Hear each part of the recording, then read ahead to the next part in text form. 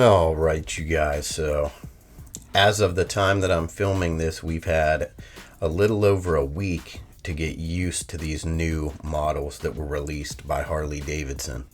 So, I just wanted to touch on a couple of the features here.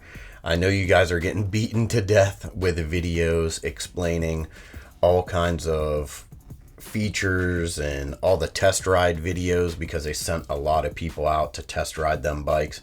But what I really want to touch on here is how much information that they're actually giving you guys. So we did learn that the VVT is only on the CVO Road Glide and the CVO Street Glide.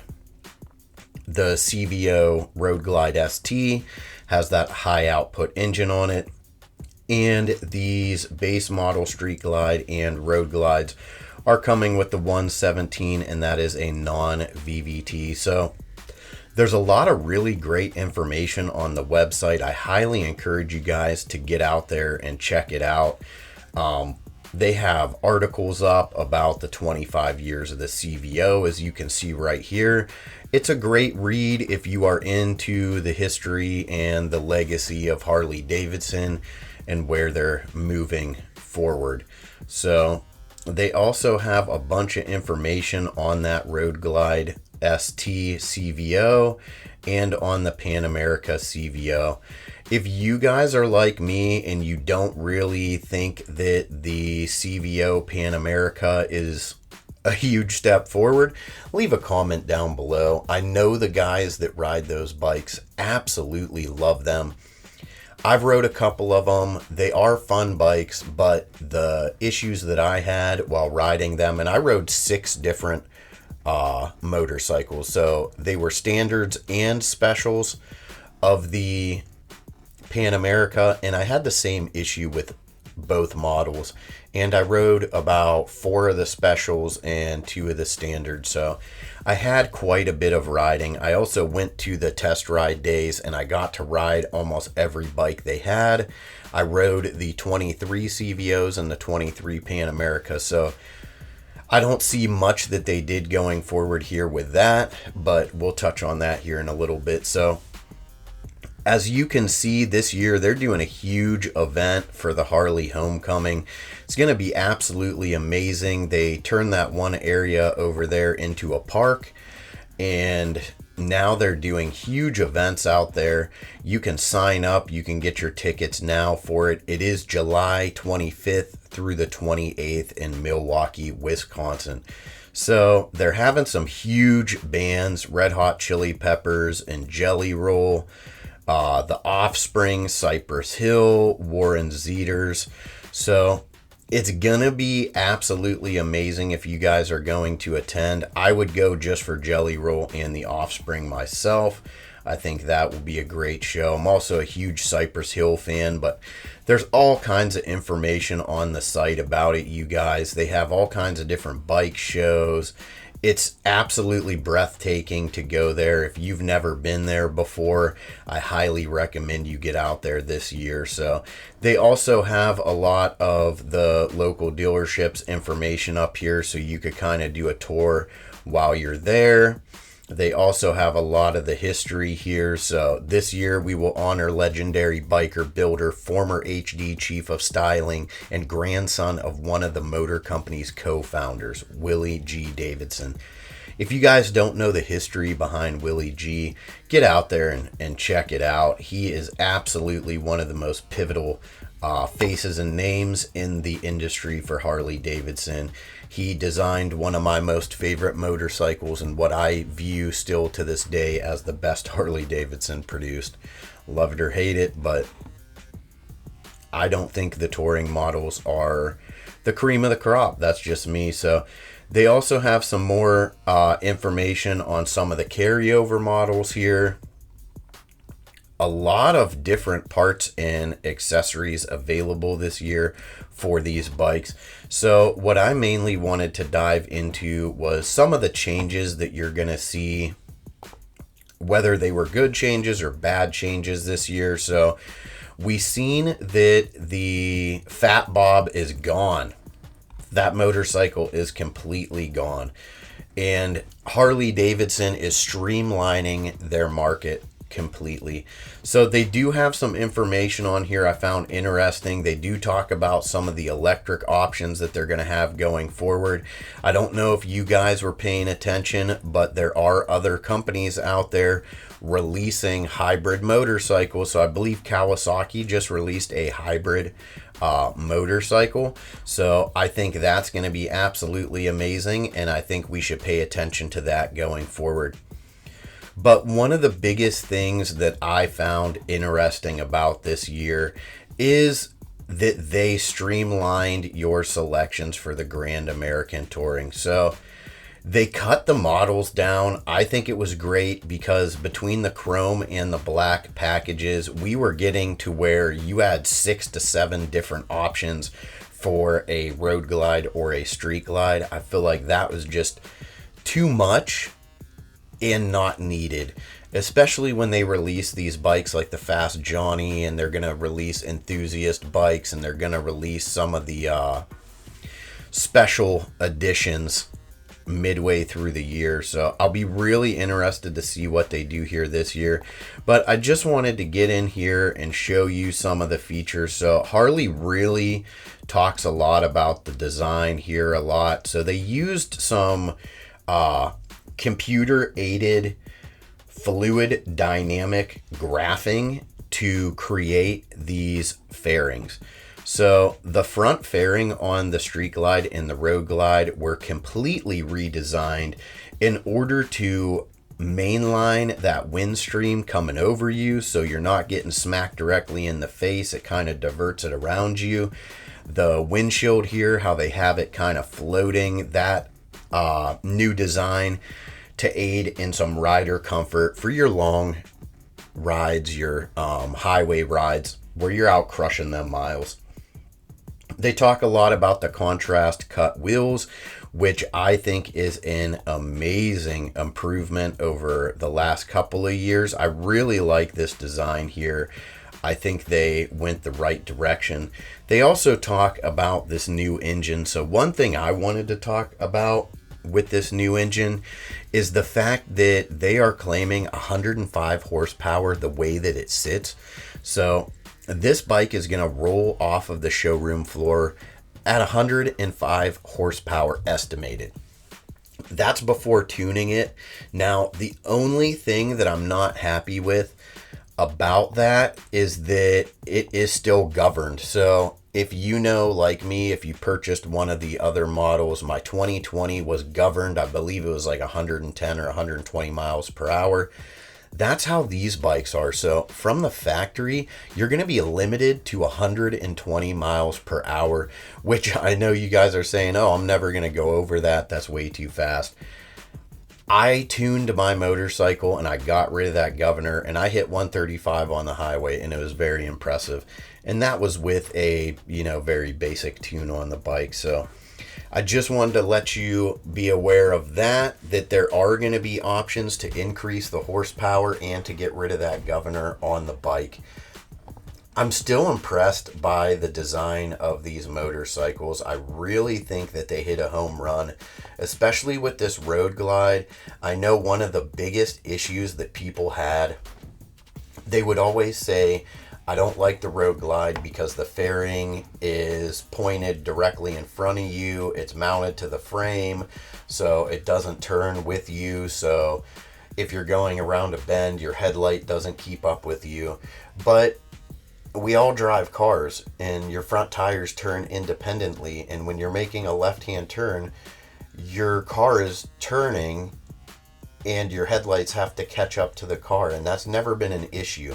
So I just wanted to keep that in mind as well. I haven't seen a big issue with it, and I've rode both of the new models, but I feel like this design here, this brand new Shark fairing design from Harley Davidson with this new LED light, because it's about time, you guys. We got all LED lights on the touring lineup. But when you get into this fairing itself, you're going to see that headlight is a lot more open. It's fully integrated LED lighting, and with that design, it gives you almost 40% more visibility. So you're going to get a lot more brightness out of that unit itself. I love how they designed these vents in here so air can pass directly through the front fairing itself, and there's a cutout inside that headlight. I think that's amazing, and their research and development hit that out of the park completely. They also talk a lot about the reduced weight. So these bikes seem to be coming in about 16 pounds lighter than the 2023s.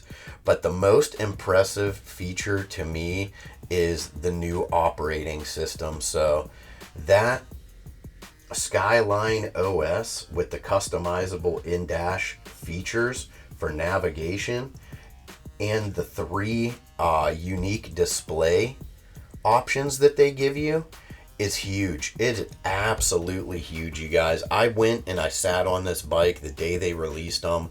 I went through the different display options, and I'm telling you what, if you guys are into touring, if you're going to go on long rides, navigation is fully integrated into this operating system.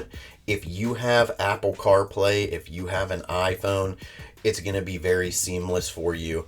If you have Android, you are going to have to pay a one-time $350 fee to have it unlocked to where you get the real-time navigation with traffic and weather and all your alerts. So just keep that in mind. I also wanted to let you guys know that this motorcycle is coming with ride mode. So you're getting, as a standard feature on the standard Road Glide and Street Glide, you're getting those ride mode features. So there's rain, there's sport, there's road, and there's custom. So you get 4 different modes. In the custom, you can choose to modify yourself. We've seen that on the Nightster Special. We've seen that on the Sportster S. So just something to keep in mind, the technology on these bikes day and night over the 2023. So just wanted to let you guys know that also for the first year, they are making all of the corner active handling features available standard on the Road Glide and Street Glide standard. So you're going to get corner anti-lock braking system. You're going to get corner traction control. So this is going to aid you very much when you're going around a bend in wet conditions. I think this is great to put on a bike for a first-time rider or somebody who's new to motorcycles. And as we've seen since 2020, since the pandemic, we have a lot of brand new motorcycle riders out there, and I think it's absolutely essential that they put these features on here for these people. So when you're going around a bend, if you start losing traction, there is a feature on the motorcycle where it can actually pick up on the loss of control from that grip of the back tire and will actually dethrottle your engine to allow you to regain control and traction on that rear tire. So it's a huge feature to new riders. I seen in one of my earlier rides from last year, there was actually a fatality on that ride, and I feel like it could have been avoided if maybe some of these safety features were on the bikes, because these were first-time riders that were involved in this accident. So to me, I'm not going to benefit from it, but the majority at large of new riders, I think they will, especially guys getting into Harley, and the first thing they do is they hop on one of these large 800-pound motorcycles that can be a little intimidating when you're taking a bend at 60, 70 mile an hour. So this display is absolutely amazing. TFT display, which is the first time Harley Davidson has ever released a TFT display. So it's going to be absolutely awesome to see that. I got to sit behind the bike. Like I was telling you about the 3 different display settings, you can change it for touring, and your speedometer goes all the way to the left, and that entire screen becomes a navigation unit itself. Also, the other 2 displays, you have a standard one, which will have your RPM cluster on the right-hand side, have your navigation in the center, and will have your speedometer in the left-hand side. And then you have a sport one that literally just puts all your gauge cluster directly in front of you so you can navigate those features yourself. So it's about time that we got the upgrade on these models with a lot of the features, the safety features, the larger display.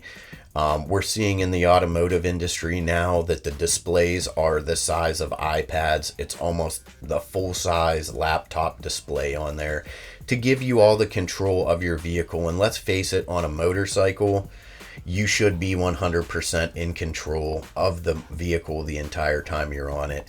Another feature I wanted to talk about that I really like about these, I've touched on it a couple times, you guys, these hand controls right here. So the hand controls themselves on the motorcycle are very intuitive. It gives you almost like a joystick control. I don't know if you guys have ever operated like a skid steer or something, any kind of equipment, power equipment, where you have all your controls right here at your fingertips.